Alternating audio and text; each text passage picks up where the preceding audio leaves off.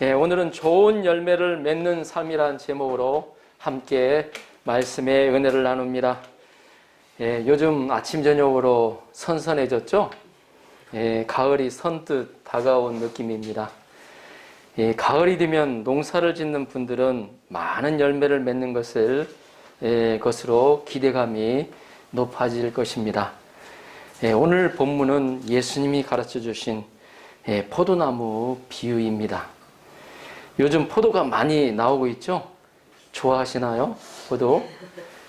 포도 잠깐 좀 보여주시겠어요? 탐스럽게 열린 이 포도. 오늘 본문에 나오는 농부도 포도나무 가수원을 만들고 좋은 포도나무를 심었습니다. 농부는 포도나무를 심을 때 상품의 포도나무를 기대해야 할 것입니다. 우리 인생의 포도원도 누구나 시간이 지나면 열매를 맺게 되어 있습니다. 인생의 열매입니다. 하나님은 열매로 우리를 심판하신다고 하셨는데 우리는 반드시 좋은 열매를 맺어야 합니다. 우리가 어떻게 하면 좋은 열매를 맺을 수 있을까요? 오늘 말씀을 통해 그 비결을 배워서 우리도 인생에서 좋은 열매를 많이 맺을 수 있기를 기도합니다. 아멘. 오늘 본문에서 나오는 요한복음 15장은 예수님께서 말씀하신 이 포도나무 비유입니다. 예수님은 가르치실 때 이 비유라는 방법을 많이 사용하셨는데요. 이는 되도록이면 알기 쉽게 이해할 수 있도록 하기 위한 것이었습니다. 이 포도나무는 올리브나무 또 무화과 나무와 함께 이스라엘을 상징하는 나무로 생각할 정도로 가까운 곳에서 흔히 볼 수 있는 나무였습니다. 예수님은 이 포도나무 비유를 통하여 저에게 무엇을 가르쳐 주시기를 원하셨을까요? 우리 인생에서 좋은 열매를 많이 맺도록 하기 위해서입니다. 그리고 좋은 열매로 인해 우리에게 기쁨이 충만하도록 하기 위해서입니다. 오늘 본문 11절을 보십시오. 맨 마지막에 나오는데 11절 보여주십시오. 11절 같이 한번 읽어볼까요? 화면을 통해서 시작. 내가 이것을 너희에게 이름은 내 기쁨이 너희 안에 있어 너희 기쁨을 충만하게 하려 함이라. 아멘. 내 기쁨, 예수님의 기쁨이죠.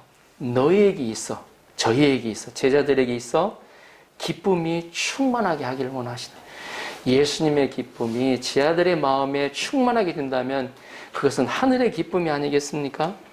11절은 예수님이 포도나무 비유를 가르치신 목적을 말해주고 있습니다. 예수님은 우리 인생들이 좋은 열매를 많이 맺는 것을 원하십니다. 그로 인해 우리 인생들이 기쁨이 충만하기를 원하십니다. 우리 인생은 시간이 지나면 누구나 열매를 맺게 됩니다. 옛말에 이런 말이 있죠. 호랑이는 죽어서 가죽을 남기고 사람은 죽어서 이름을 남기나. 들어보셨죠? 말이 있습니다. 반드시 무언가를 남기게 된다는 것입니다. 어떤 사람은 좋은 열매를 남겨 많은 사람을 이롭게 기여하는가 하면 어떤 사람은 좋지 않은 열매를 남겨 많은 사람에게 고통을 안기기도 합니다. 예수님은 우리가 주어진 인생 가운데 좋은 열매를 맺기를 원하십니다.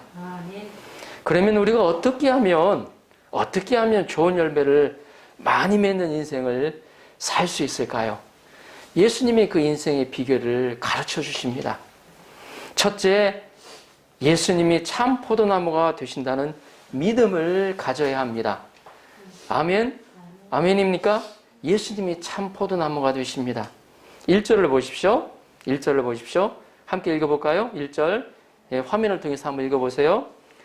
시작. 나는 참 포도나무요 내 아버지는 농부라. 아멘. 여기서 예수님은 자기소개를 하고 있어요. 예수님은 자신을 참 포도나무라고 소개하고 있습니다. 그리고 예수님의 아버지 성부 하나님은 포도나무 가수원의 농부라고 소개하고 있습니다. 예수님이 자신을 참 포도나무라고 소개하신 것을 보면 참 포도나무가 아닌 들포도나무도 있다는 것을 말해줍니다. 하나님 아버지는 농부이십니다. 포도원을 경작하고 경영하고 열매 맺는 모든 것을 책임지시는 분이십니다. 농부는 많은 땅 중에서도 심히 기름진 땅을 골라서 좋은 열매를 맺을 수 있는 환경을 준비합니다. 돌을 제하고 거름을 주고 참 포도나무를 심었습니다. 짐승이나 도둑을 막을 수 있도록 울타리를 만들고 또 도둑을 지킬 수 있는 망대를 세웠습니다. 농부는 좋고 많은 열매 맺을 수 있는 모든 환경을 만들어 놓았습니다. 참 포도나무에 좋은 열매가 맺힙니다. 크고 또 맛있고 달콤한 열매입니다. 우리 고바이상 과일을 좋아하시잖아요. 과일을 딱 맛보면 딱 알잖아요. 아, 이게 맛있다는 거. 반대로 참 포도나무가 아닌 나무는 좋은 열매가 맺히지 않습니다. 작고 시고 떡들한 열매. 그러면 어때요? 먹고 나서도 어때요? 그냥 나오죠, 보면. 뱉어버리죠. 하나님의 아들 예수님은 참 포도나무가 되십니다. 아멘. 예수님은 우리의 죄를 위하여 십자가에 죽으시고 부활하여 참 포도나무로 인정되셨습니다. 예수님은 요한복음 14장 6절에서 다음과 같이 말씀하셨습니다. 예수께서 이르시되 내가 곧 길이요 진리요 생명이니 나로 말미암지 않고는 아버지께로 올 자가 없느니라. 아멘.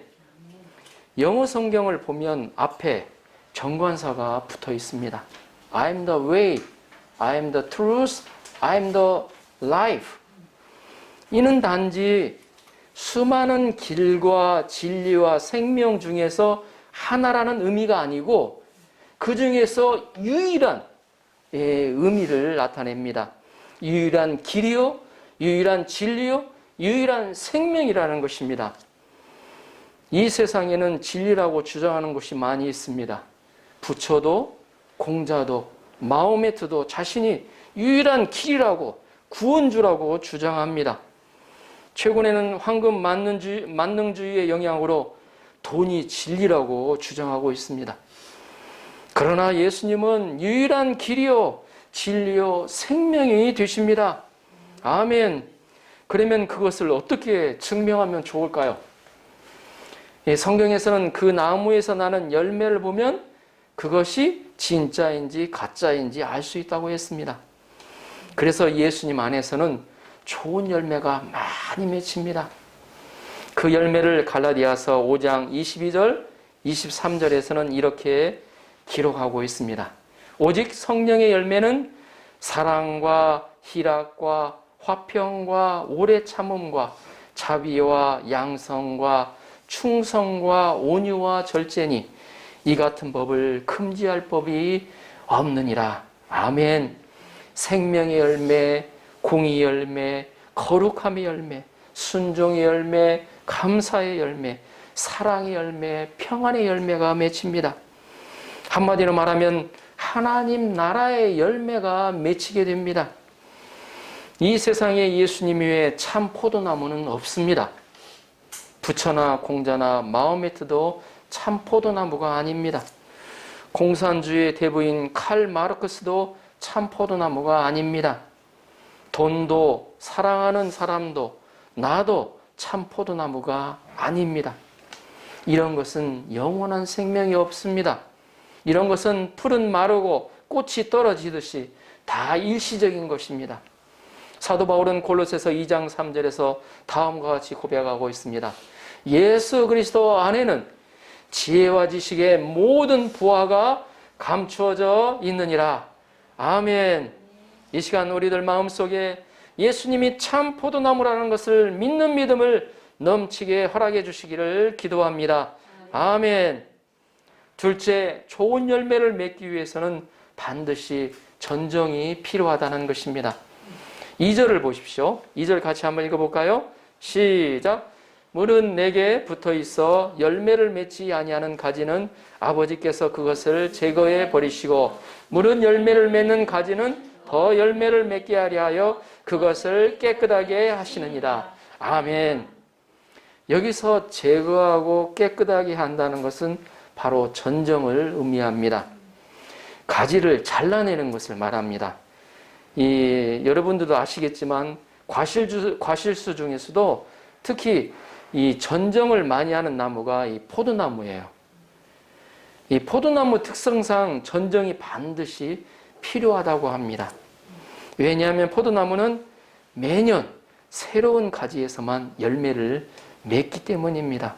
그래서 작년에 열매를 맺은 헌 가지는 다 잘라주어야 돼요. 그 남겨주면 어때요? 오히려 방해가 돼요. 그래서 다 잘라줍니다. 그 다음, 여기 포도나무죠? 그 다음 슬라이드. 이 전정이죠? 이렇게 생긴 나무를 저렇게까지 전정을 해줘야 됩니다. 이 가위로 싹싹 자르죠? 다 잘라줘야 됩니다. 그래야 열매가, 실한 열매가 맺혀진다는 것입니다. 예수님이 이 포도나무로 우리 인생들을 비유하셨어요. 이게 참 재밌는 겁니다, 보면. 전정을 해주지 않으면 열매를 맺히긴 하지만 상품으로서의 맛이 나지 않는다고 합니다.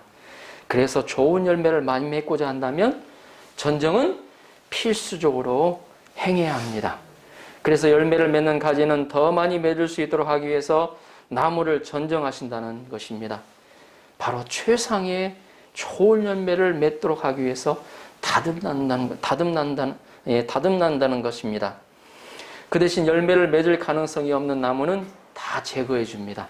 필요 없는 가지까지 남겨두면 열매도 열지 않는 가지에 영양분이 가기 때문에 좋은 열매를 맺을 가능성이 낮아지기 때문입니다. 열매를 맺기 시작하면서도 또 그냥 열린 대로 놔두는 것이 아니고 그 가운데 또 솎아주는 작업을 합니다.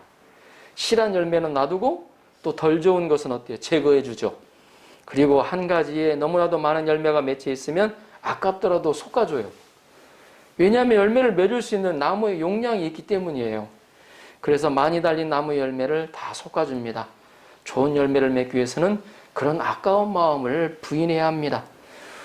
여기서 우리는 포도나무를 전정하시는 우리 인생들을 포도나무로 비유를 하셨죠. 그 많고 많은 나무에서 왜 포도나무로 우리를 비유를 하셨을까? 제자들을 비유하셨을까? 왜 포도나무를 전정하시는 농부의 모습을 보며 우리 인생 가운데 하나님이 최상의 열매를 맺을 수 있도록 때로는 연단하시고 훈련하신 때가 있다는 것을 묵상해 볼 수가 있습니다. 생나무를 잘라내고 열려있는 열매를 솎아낸다는 것은 아픔이 있습니다. 전정하시는 농부는 어쩌면 아버지의 사랑을 연상케 합니다. 어머니의 사랑이 항상 감싸주고 따뜻하게 어때요? 받아주는 반면 아버지의 사랑은 좀 투박하고 어떤 데는 야속하리만큼 엄격합니다. 그러나 아버지의 사랑을 받아야 바른 어른으로서 제대로 성장할 수가 있습니다. 예수님은 제 아들에게 일러준 말씀으로 이미 깨끗하게 되었다고 제 아들에게 말씀하십니다. 3절을 보십시오. 3절 같이 한번 읽어볼까요? 3절 시작. 너희는 내가 일러준 말로 이미 깨끗하여졌으니 아멘. 여기서 일러준 말씀은 예수님이 가르쳐 주신 말씀을 의미합니다. 사람은 말씀으로 깨끗하게 될 수가 있습니다. 하나님의 말씀은 좌우에 날선 검과 같습니다. 잘 자라는 가위와 같습니다. 예수님은 말씀으로 제 아들을 가지치기 하셨습니다. 좋은 열매를 맺도록 하기 위해서 예수님은 제 아들에게 말씀을 열심히 가르치셨습니다. 예수님은 섬기는 자가 큰 자라는 말씀으로 그들의 내면에 있는 야심과 명인심도 전정하셨습니다. 예수님보다 자신의 꿈을 더 사랑하는 마음을 전정하셨습니다. 하나님은 우리 인생을 때때로 전정하십니다. 때로는 고난과 환난으로 광야에 내보내십니다. 그래서 우리 성경 공부를 하거나 이렇게 대화를 이렇게 우리 주 안에서 이렇게 하다 보면 광야 학교라는 말이 있어요. 예, 반드시 하나님을 만나는 사람들이 광야의 시절이 있습니다. 그 광야 시절을 이스라엘 백성처럼 지나고 나면 이제 어때요? 축복의 가나안 땅이 기다리고 있는 거죠. 보면 때로는 매주 주어지는 이 주일 예배 말씀으로 또 매일 주어지는 큐티 말씀으로 우리들을 전정하십니다. 그래서 우리는 주어진 말씀을 소홀히 대해서는 안 되겠습니다. 이번 가을에는 우리 마음에 좋은 열매를 맺기 위해서 성경 일독을 하는 것을 강추합니다. 예, 우리 고바이 상한테도 좀 부탁을 좀 드리려고 합니다. 예, 저는 개인적으로 10월 달부터 3독을 하려고 한 달에 1독을 하는 거죠. 예, 그래서 우리 애들하고도 좀 얘기를 했었는데 10월 달 이 올해 가기 전에 성경 1독을 하자. 그래서 우리 고바이상은 내년에 이제 집사로 이제 임명을 받으시는데 우리 집사 받기 전에 성경 한번 1독하고 받으시면 어떨까? 아멘. 예, 예, 괜찮으시겠습니까? 예, 아유, 감사합니다. 예, 성경, 이를 통해 말씀을 사랑하는 마음을 풍성하게 허락하여 주시기를 기도합니다. 하나님은 저희에게 주시는 말씀을 통해 우리가 깨끗하게 되어지는 것을 원하십니다. 그래서 좋은 열매를 많이 맺기를 원하시는 예수님을 묵상하며 말씀을 사랑하는 가을이 되도록 기도합니다. 디모데후서 3장 16절 17절은 다음과 같이 기록하고 있습니다. 모든 성경은 하나님의 감동으로 된 것으로 교훈과 책망과 바르게 함과 의로 교육하기에 유익하니 이는 하나님의 사람으로 온전하게 하며 모든 선한 일을 행할 능력을 갖추게 하려 함이라. 아멘. 셋째, 좋은 열매를 많이 맺으려면 가지로서 예수님 안에 거해야 한다는 것입니다. 4절 5절을 보십시오. 4절 5절 조금 길지만 같이 한번 읽어보도록 하겠습니다. 화면을 통해서 또 주보를 통해서도 괜찮습니다. 같이 한번 읽어보겠습니다. 시작. 내 안에 거하라. 나도 너희 안에 거하리라. 가지가 포도나무에 붙어있지 아니하면 스스로 열매를 맺을 수 없음 같이 너희도 내 안에 있지 아니하면 그러하리라. 나는 포도나무요 너희는 가지라. 그가 내 안에 내가 그 안에 거하면 사람이 열매를 많이 맺나니 나를 떠나서는 너희가 아무것도 할 수 없습니다. 아멘. 여기서 거하다는 말이 굉장히 많이 나오죠. 거하다는 말은 헬라어로 메노라고 하는데 영어 성경에는 어바이드로 표현하고 있습니다. 이는 체류하다, 머무르다는 뜻으로 해석할 수 있습니다. 포도나무에 머물고 체류해야 열매를 맺을 수 있다는 것입니다. 당연한 이야기입니다. 가지가 자기가 잘났다고 나무를 떠나면 어떻게 됩니까? 말라서 잘려지게 되죠. 우리가 예수님 안에 거하기 위해서는 예수님이 포도나무요 나는 그의 가지라는 인식을 가져야 합니다. 포도나무 하면 사실 나무와 가지는 구분하지 않습니다. 가지도 나무의 일부분으로 치기 때문입니다. 그 정도로 나무와 가지는 유기체적인 관계, 생명의 관계인 것입니다. 떼어놓고 생각할 수가 없어요. 만약 가지가 나무를 떠나게 되면 가지는 어떻게 됩니까? 당연히 말라 죽게 되죠. 결국 농부에게 잘라져 불구덩이에 던져지게 됩니다. 그래서 가지는 포도나무에게 붙어 있어서 물과 영양분을 공급받아야 살 수가 있습니다. 충분히 공급받아야 열매를 맺게 되어 있습니다. 가지가 나무로부터 영양분을 받지 못하면 제 아무리 좋은 가지라 하더라도 열매를 맺을 수가 없습니다. 오늘 본문에는 거하라는 말이 7번 반복하여 나옵니다. 자, 반복되는 것은 강조죠. 또 중요하다는 것을 나타냅니다. 뿐만 아니라 거하는 것은 한 번 거하는 것으로 끝나지 않고 지속성을 의미합니다. 가지는 열매를 맺기 위해서는 포도나무에 지속적으로 붙어 있어야 합니다. 포도나무와 가지는 끊임없이 교제합니다. 마찬가지로 예수님 안에 거한다는 것은 예수님과 항상 사귐과 교제를 가지는 것을 말합니다. 내 인생의 생로병사, 기쁘고 슬프고 힘들고 모든 일을 실패하고 잘 안 된 모든 일들을 예수님 안에서 생각하는 것입니다. 비록 내 인생에 고난과 힘든 일이 생겼을 때에도 원망하거나 불평하기보다, 절망하거나 자포자기하기보다, 그런 내 인생의 선한 계획 가운데 인도하시는 하나님을 바라보는 것입니다. 그리고 예수님이 원하시는 것을 쫓아 행하는 것입니다. 미국에 여러 번 제가 예화로 들었는데, 미국의 세계적인 부자로 유명한 록펠러라는 사람이 있습니다. 그는 가난한 가정에서 자랐습니다. 그래서 젊었을 때는 일불 받고 하루 품삯 받고 일을 하고 그랬다고 합니다.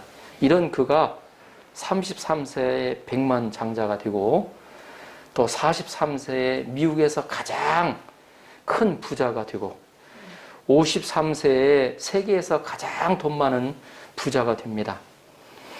이런 그에게 어느 날 원일 모를 병으로 1년밖에 살 수 없다는 죽음의 선고를 받게 됩니다.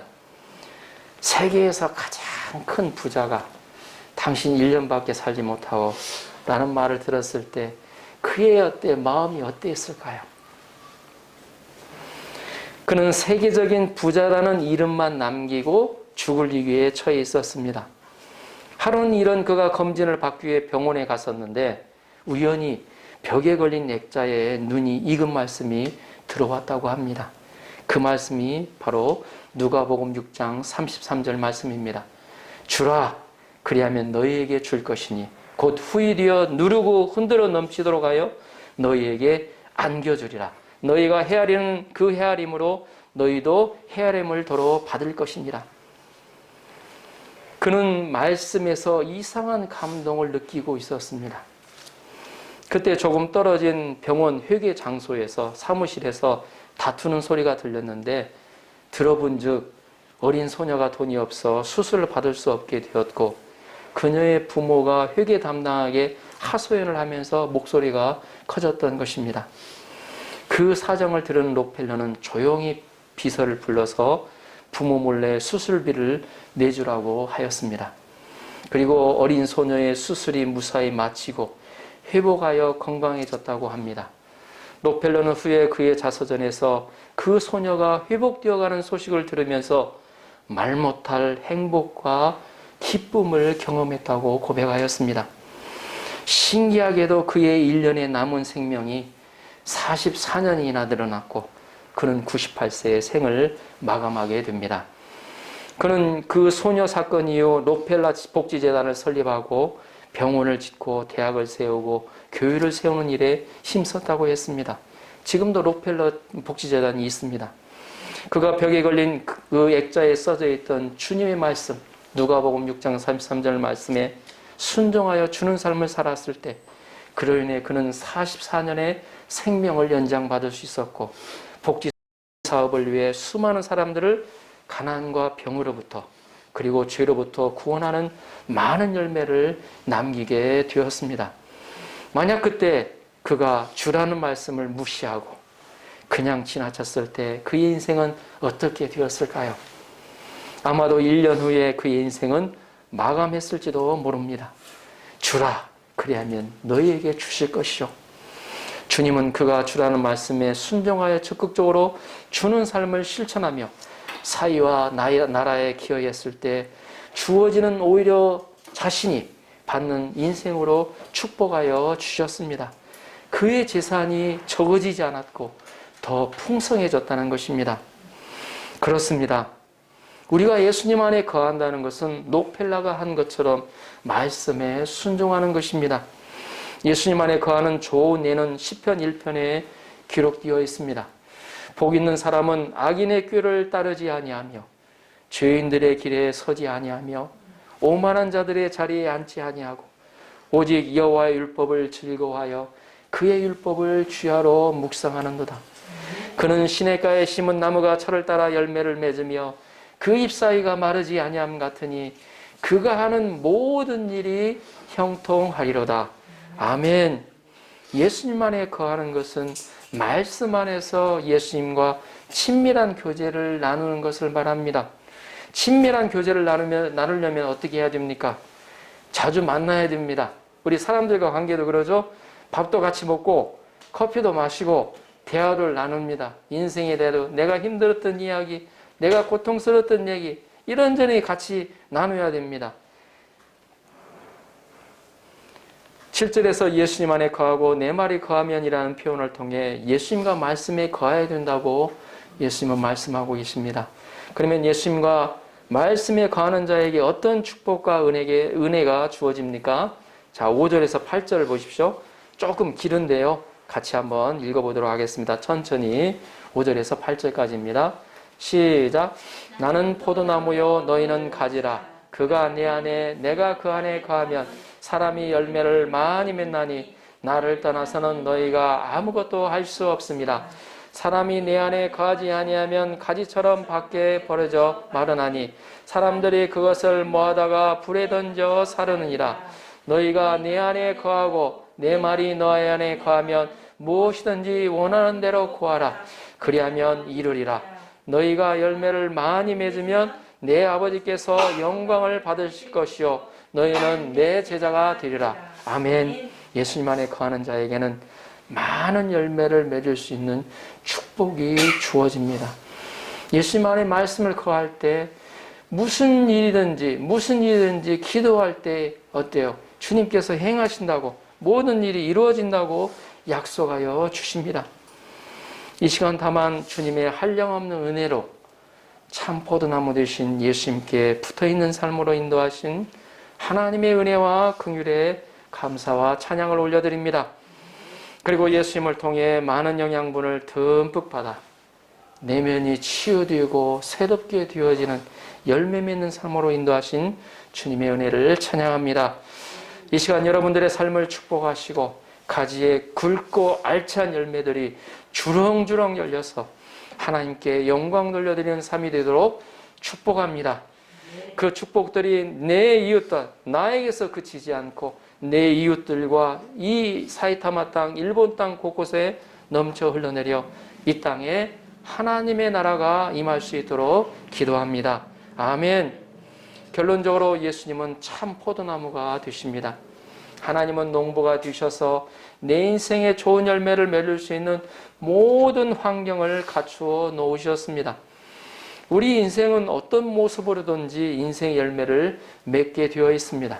우리는 참 포도나무 되신 예수님을 믿음으로 믿을 때 좋은 열매를 맺을 수가 있습니다. 그리고 전정하시는 하나님의 선한 계획과 섭리를 신뢰하고 인내하면 좋은 열매를 많이 맺을 수가 있습니다. 더 나아가 참 포도나무 되신 예수님 안에 거할 때 상품의 열매를 풍성히 맺을 수 있습니다. 아멘.